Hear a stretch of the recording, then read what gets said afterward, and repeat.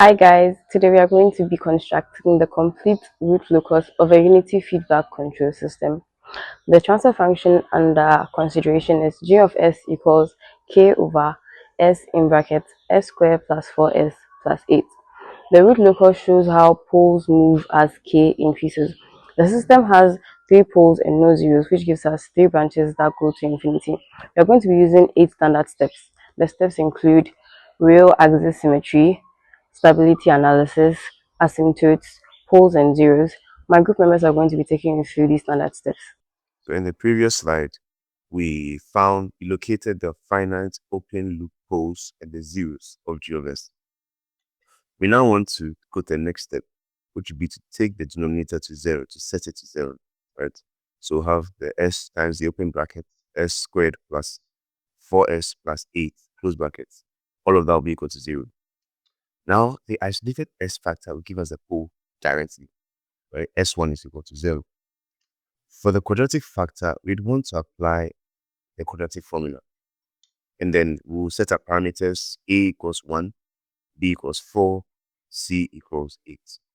So now our formula would be S equals to negative 4 plus or minus the square root of 60 minus 32 all over 2, which equals negative 4 plus or minus the square root of negative 16 all over 2.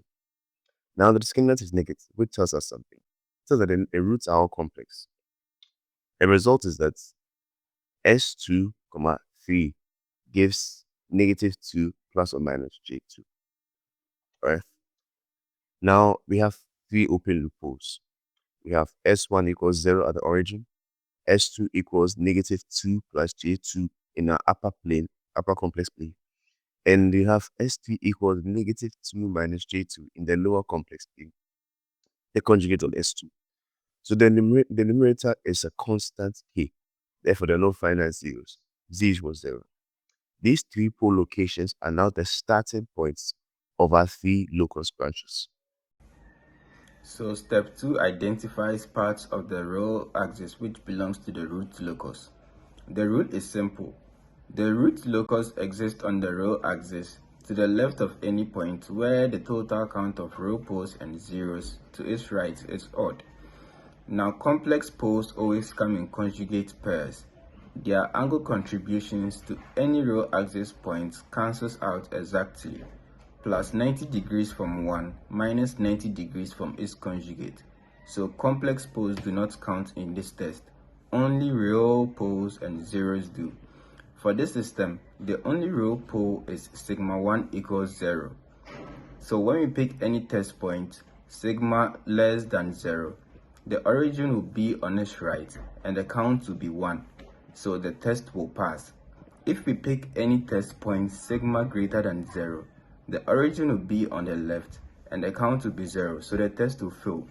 Therefore, we can say all negative real axis is part of the root locus. So step 3 tells us how many branches the root locus has. Okay, the number of branches is equal to the number of open loop poles P, because every branch has to depart from a pole at K equals 0. With P equals 3 poles and Z equals 0 finite zeros, our calculation is N equals P minus Z equals 3 minus 0, which is equal to 3 branches. Because Z equals 0, there are no finite zeros to attract any of our branches. So all 3 of them must travel to infinity as K increases. And this is directly linked to the degree difference between the numerator and the denominator. Because the denominator is of degree 3, and then our numerator here is also of degree 0. Okay, so there are 3 excess poles, each of them sending one branch to infinity. And the direction that those branches will take at infinity are not random. They have to follow 3 specific asymptotes, which we compute in steps 4 and 5. Okay, so knowing how many branches we have also tells us how many asymptotes to expect. 1 per branch traveling to infinity, giving us 3 branches. Hello everyone, we will be talking about the centroid of the asymptote case. In step 4, we have to compute the single real axis point from which all the asymptotes radiate. The formula is given by sigma b equal the sum of groups minus the sum of zeros 4 divided by 9 z. substituting our values. Substituting our values as 0, negative 2 plus j2 and negative 2 minus j2 with no zeros, and p minus z equals 3. Sigma a equals 0 plus negative 2 plus j2 plus negative 2 minus js minus 0 all over 3. The imaginary points cancel. Positive j2 and negative j2 sum to 0. This cancellation always happens with complex conjugate space. It contributes nothing to centroid. What remains is sigma k equals negative 4 over 3, which is negative 4 over 3. The centroid sits between the origin and the perplex rules at sigma equals negative 3. It is the measure of the diagram with a good diagonal. All the asymptotes emerges from the single point. Step 5 gives the angles at which the three branches approach infinity. The formula is pi equals open bracket 2k plus 1 close brackets times 180 degrees, all divided by p minus z for k equals 0, 1, 2, and so on. With p minus z equals 3, we substitute k equals 0, 1, and 2 into the equations. For k equals 0, pi 1 equals 1 times 180 over 3, which equals 60 degrees. For k equals 1, pi 2 equals 3 times 180 over 3, which equals 180 degrees. For k equals 2, pi 3 equals 5 times 180 over 3, which equals 300 degrees. These three angles are evenly spaced at 120 degree intervals. This equal spacing always results when all branches go to infinity. The 180 degree asymptote runs along the negative real axis, which reinforces what we found in step 2. The 60 degree and 300 degree asymptotes flare into the upper and lower complex planes respectively. All three originate from the centroid at sigma a equals negative 1.33. Step 6 checks whether any branches meet and leave the real axis. We find this by expressing k as a function of s and maximizing it. From the characteristic equation, s cubed plus 4s squared plus 8s plus k equals 0, we rearrange to get k of s equals negative open bracket s cubed plus 4s squared plus 8s close bracket. Then we set the derivative to 0. That gives us dk over ds equals negative open bracket 3s squared plus 8s plus 8 close brackets equals 0.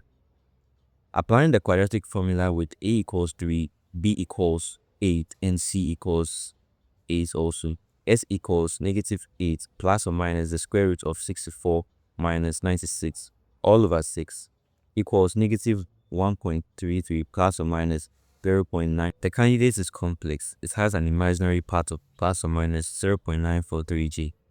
I realize this breakaway point must be purely real by definition, so this fails immediately. Additionally, the angle condition at this point is not satisfied. The net angle sum from all three poles does not equal an odd multiple of 108 degrees. Therefore, there is no breakaway point on the real axis. We'll be finding the locus that crosses the imaginary axis. So the boundary, that's also the boundary of stability. So we apply the Routh-Hurwitz Criterion to the characteristics equation. That's SQ plus 4x squared plus 8x plus k is equal to 0. Arranging the coefficients into the root array gives 4 rows. The SQ contains 1 and 8, and the S squared row contains 4 and k. The S1 row element is computed by cross multiplication, open brackets, 4 times 8 minus 1 times k, close brackets, over 4, all equal to, open brackets, 32 minus k, close brackets over 4. The S0 element is K. For closed loop stability, all the first column elements must be positive. The S1 element requires 32 minus K over 4 greater than 0. Given K less than 32, the S0 element requires K greater than 0. Setting the S1 element to 0 for marginally stable stability, 32 minus K over 4 equals 0. Therefore, K is equal to 32.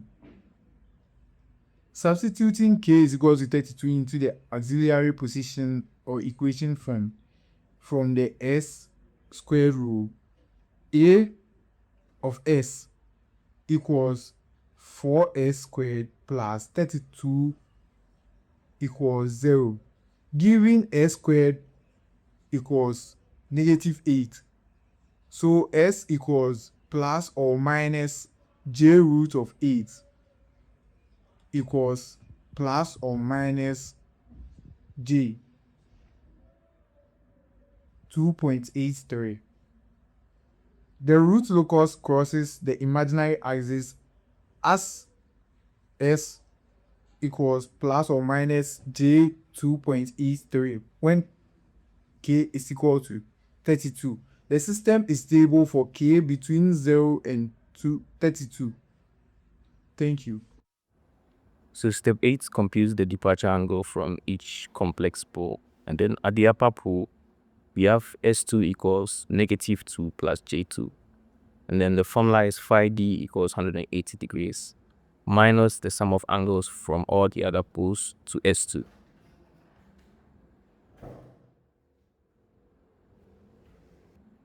So we have an angle from S1 equals 0 to S2, and then the vector is negative 2 plus J2, which lies in the second quadrant. So given that theta 1 equals 180 degrees minus the arctan of 2 over 2, which is equal to 135 degrees, then we have an angle from S3 equals negative 2 minus J2 to S2. Okay, then the vector is J4 pointing straight up, giving theta 2 equals 90 degrees. So the sum of angles equals 135 plus 90 equals 225 degrees. So therefore, phi d equals 180 minus 225, which is equal to negative 45 degrees for the upper pole. And then by conjugate symmetry also, the lower pole departs at plus 45 degrees. The complete root locus brings together all the 8 results. So 3 branches depart from the poles at k equals 0. The branch from the origin also travels left along the negative row axis, and then it follows the 180 degree asymptotes. So the 2 complex branches would depart at plus and minus 45 degrees, then they'll curve outward, cross the imaginary axis at plus and minus J 2.83. So when k equals 32, okay, then they'll continue toward the 60 degree and the 300 degree asymptotes. To summarize the 8 results we've gotten so far, we have the poles at S equals 0, negative 2 plus J2, and negative 2 minus J2. We also have the real axis locus from negative infinity to 0. And we have 3 branches to infinity, a centroid at sigma A equals negative 1.33, asymptotes at 60 degrees, 180 degrees, 300 degrees, no real breakaway, J-axis crossing at plus or minus 2.83 at k equals 32. We have departure angles of negative 45 and positive 45 degrees. And the system is also stable for 0, less than k, less than 32.